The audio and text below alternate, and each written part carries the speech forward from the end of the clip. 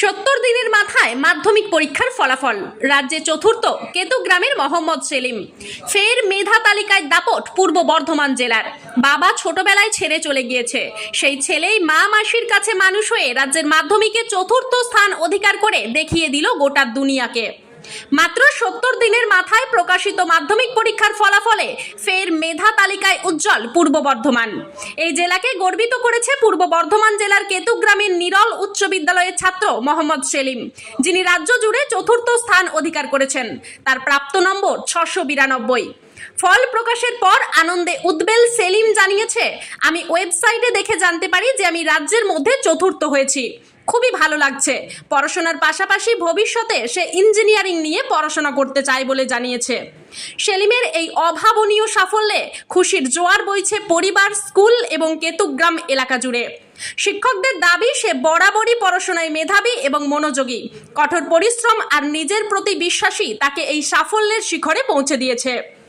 কলকাতার তুলনায় একাধিক জেলা স্কুলের ছাত্রছাত্রীরা এবছর মাধ্যমিকে নজর কাড়া ফল করেছে, যার মধ্যে পূর্ব বর্ধমান জেলার উপস্থিতি বেশ উল্লেখযোগ্য।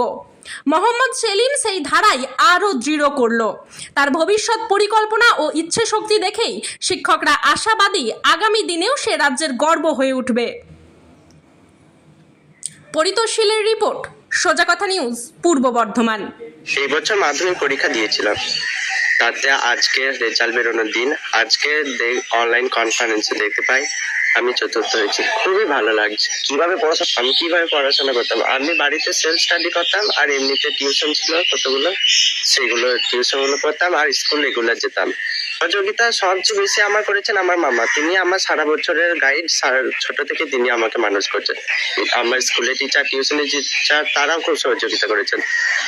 আচ্ছা, স্পেশাল সহযোগিতা সবসময় পেয়েছি। সে কখনোই সহযোগিতা হাত ওনারা ছিনিয়ে নেননি, সবসময় সহযোগিতা হাত বাড়িয়ে দিয়েছেন যখনই গিয়েছি। এরপরে আমার মেন টার্গেট হলো আইআইটি, জিমেন এবং অ্যাডভান্স পরীক্ষা দিয়ে আইআইটিতে যাওয়ার ইচ্ছা আছে। ইঞ্জিনিয়ারিং নিয়ে পড়তে চাই আমি। আমার নাম মোহাম্মদ সেলিম। ভাত খেতে শুরু করেছিলাম, সেই সময় মোবাইলটা চালিয়ে রেখেছিলাম, কারণ আজকে অনলাইন কনফারেন্স হওয়ার কথা ছিল। সেখানে তখন আমরা দেখতে পাই কি চতুর্থ র্যাঙ্কে পূর্ব বর্ধমান জেলা নিরল হাই স্কুলের ছাত্র হিসেবে আমার নাম ঘোষণা করা হচ্ছে। কেমন তখন খুবই দারুণ লেগেছিল। আমাদের নিরল স্কুলের ক্ষেত্রে এটা খুবই গর্বের ব্যাপার, খুব আনন্দের ব্যাপার।